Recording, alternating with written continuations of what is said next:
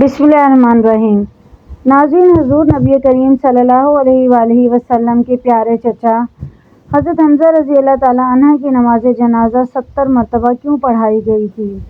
حضرت حمزہ بن عبد المطلب رضی اللہ تعالیٰ عنہ کو کس نے شہید کیا اور آپ رضی اللہ تعالیٰ عنہ کا کلیجہ کس نے چبایا تھا؟ جب حضور نبی کریم صلی اللہ علیہ وآلہ وسلم نے حضرت حمزہ رضی اللہ تعالیٰ عنہ کی لاش دیکھی جو بری طرح مبارک اعضاء کو کاٹ کر مسخ کر دی گئی تھی تو کیا قسم کھائی تھی؟ حضرت حمزہ رضی اللہ تعالیٰ عنہ کی قبر انور کہاں واقع ہے؟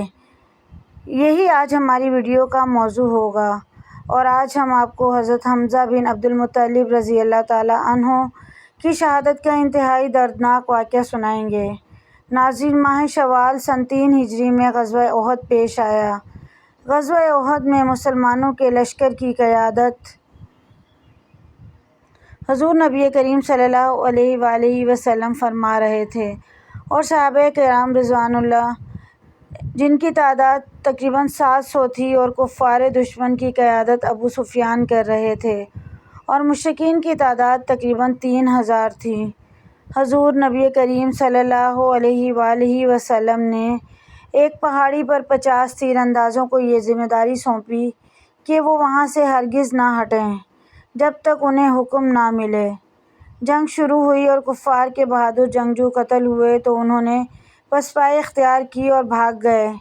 اس پہاڑی پر جو لوگ کھڑے تھے انہوں نے سمجھا کہ مسلمان جنگ جیت گئے۔ اس پہاڑی والوں نے سوائے 2-3 افراد کے اپنی جگہ چھوڑ دی۔ دشمن نے پہاڑی کو خالی دیکھا تو پہاڑی کے پیچھے سے گھڑ سوار دستوں کے ذریعے حملہ کر دیا۔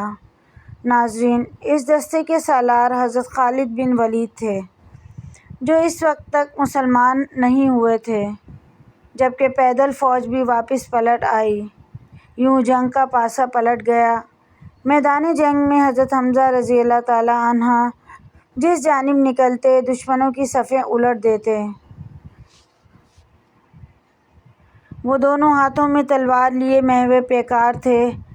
ارطا بن شرحبیل کو قتل کرنے کے بعد صباح بن عبدالعزیز غفشانی ان کے سامنے آیا۔ یہ شخص بڑا بہادر تھا اور ابو نیار کی کنیت سے معروف تھا۔ حضرت حمزہ رضی اللہ تعالیٰ عنہ نے اسے پکار کر کہا، عوام انمار کے بیٹے کہاں جاتا ہے؟ ادھر آ، ذرا 2 ہاتھ کر لیں۔ یہ سن کر وہ بھی ہنکارتا ہوا آپ کی جانب بڑھا۔ دونوں بہادر بھی تھے اور جنگ کے رموز و اسرار سے واقف بھی، چنانچہ دونوں ایک دوسرے پر حملہ آور ہوئے اور حضرت حمزہ نے ایسا کاری وار کیا کہ ابو نیار ڈھیر ہو گیا۔ جنگ بدر میں حضرت حمزہ رضی اللہ تعالیٰ عنہ کے ہاتھوں قریش کے معزز گھرانوں کے بہت سے ذی وقار سردار موت کے گھاٹ اتر گئے تھے۔ مکہ سے چلتے ہوئے جبیر بن مطعم نے اپنے حبشی غلام وحشی بن حرب سے مخاطب ہو کر کہا، تم اگر جنگ میں حمزہ بن عبد المطلب کو قتل کر دو تو تمہیں آزاد کر دیا جائے گا۔ جبیر بن مطعم کا چچا تیمہ بن عدی جنگ بدر میں حضرت حمزہ رضی اللہ تعالیٰ عنہ کے ہاتھوں قتل ہوا تھا۔ وحشی کو اس کے آقا کے علاوہ قریش کے بہت سے دیگر سرکاروں نے بھی انعام کا لالچ دیا۔ خاص طور پر سالار لشکر ابو سفیان کی بیوی ہندہ بنت عتبہ نے وحشی کو یہ کارنامہ سر انجام دینے کی ترغیب دلائی تھی۔ مکہ سے چلنے کے وقت سے لے کر حضرت حمزہ رضی اللہ تعالیٰ عنہ کی شہادت تک جب بھی ہندہ کو وحشی نظر آتا اس سے کہتی، اے وحشی، تو ہمارا سینہ ٹھنڈا کر، ہم تیرا دل خوش کر دیں گے۔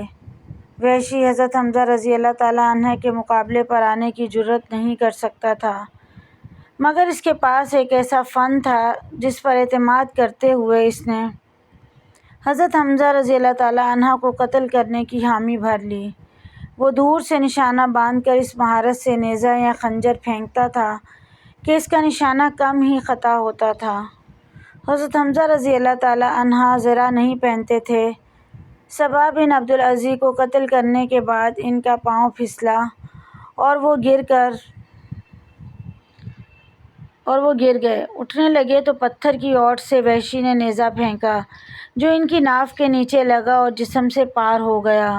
انہوں نے اپنے قاتل کو دیکھ لیا۔ زخم کھا کر وہ لڑکھڑائے اور گر پڑے۔ اس کے باوجود ہمت کر کے اٹھے اور اپنے قاتل کی طرف بڑھنا چاہا، مگر پھر گر گئے اور شہادت کے رتبے پر فائز ہو گئے۔ یوں حضرت حمزہ رضی اللہ تعالیٰ عنہ میدان احد میں شہید ہو گئے۔ حضرت حمزہ رضی اللہ تعالیٰ عنہ کی شہادت پر کفار نے بے پناہ خوشیاں منائیں۔ حمزہ نے حضرت حمزہ کی لاش کا مسئلہ کیا، ناک اور کان کاٹ لیے، پیٹ کو چاک کر کے جگر اور کلیجہ نکال لیا۔ جگر کے ٹکڑے چبانا چاہے مگر نگل نہ سکی۔ ناک، کان اور دیگر اعضائے جسم کا ہار بنا کر گلے میں ڈال لیا۔ وہ خوشی سے جھوم اٹھی اور اس نے فی البدیہہ اشعار کہے: ہم نے تم سے یوم بدر کا بدلہ لے لیا ہے، اور ایک جنگ کے بعد دوسری جنگ کے شعلے تو بھڑکتے ہی ہیں۔ مجھے اپنے باپ عتبہ کے قتل پر، اپنے بھائی ولید اور چچا شیبہ کے اور اپنے بیٹے بکر کی جدائی پر صبر اور چین نہیں آتا تھا۔ آج میرا دل مطمئن ہو گیا ہے اور میں نے اپنی مانی ہوئی نظر پوری کر لی ہے۔ اے وحشی، تو نے میرے سینے کا غم دور کر دیا ہے اور میرے دکھوں کا مداوع مہیا کر دیا ہے۔ وحشی کے احسان کا شکر ساری عمر کے لیے میرے اوپر واجب ہو گیا ہے، جو میں ہمیشہ ادا کرتی رہوں گی، یہاں تک کہ میری ہڈیاں قبر میں گل سڑ جائیں گی۔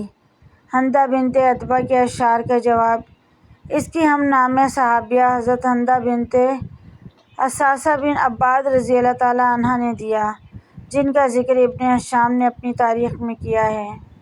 ان اشعار میں سے پہلا شعر یہ ہے: تو بدر میں بھی ذلیل تھی اور تو اب بھی ذلیل ہے، اور ذلت ہی تیرا مقدر ہے۔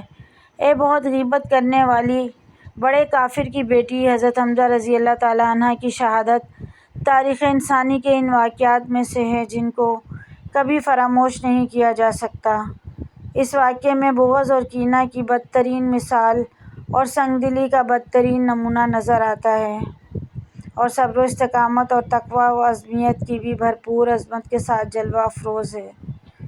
جنگ کے بعد جب حضور نبی کریم صلی اللہ علیہ وآلہ وسلم نے اپنے پیارے چچا کی لاش کے ٹکڑے میدان میں بکھرے ہوئے دیکھے تو آپ کی آنکھوں میں آنسو آ گئے۔ فرط غم سے آپ ایسے بے قرار ہوئے کہ تمام صحابہ بھی رونے لگے۔ آپ نے اپنے شہید چچا کی لاش سے مخاطب ہو کر فرمایا: اللہ کی رحمت تمہارے اوپر سایہ فگن ہو۔ تم رشتہ داروں کا بہت خیال رکھتے تھے اور ہر کار خیر میں سب کر لے جاتے تھے۔ اگر مجھے پھوپھی حضرت صفیہ رضی اللہ تعالیٰ عنہ کے غم و رنج کا خیال نہ ہوتا تو میں تمہارے جسم کے ٹکڑے یوں ہی میدان میں چھوڑ دیتا تاکہ انہیں درندے اور پرندے کھا جائیں، اور تم قیامت کے دن انہی کے پیٹ سے اٹھائے جاؤ۔ اللہ کی قسم، میں تمہارے بدلے میں کفار کے 70 آدمیوں کا مثلا کروں گا۔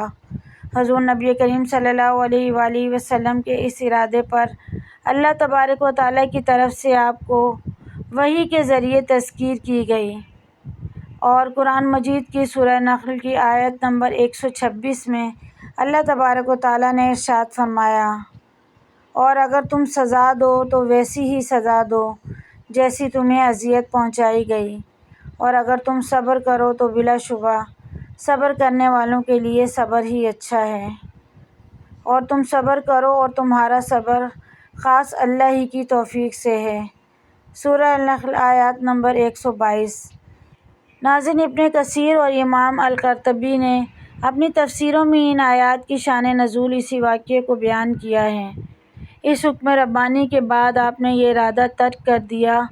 نہ صرف یہ بلکہ آپ نے مثلے سے سختی کے ساتھ منع فرما دیا، اور حکم ہوا کہ مثلہ یعنی لاش کے ٹکڑے کرنا ہرگز جائز نہیں، حتیٰ کہ باولے کتے کا بھی نہیں۔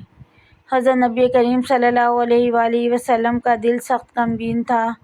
اس موقع پر اللہ تعالیٰ نے صبر کی تلقین بھی کی اور آپ کے زخموں پر مرہم بھی رکھا۔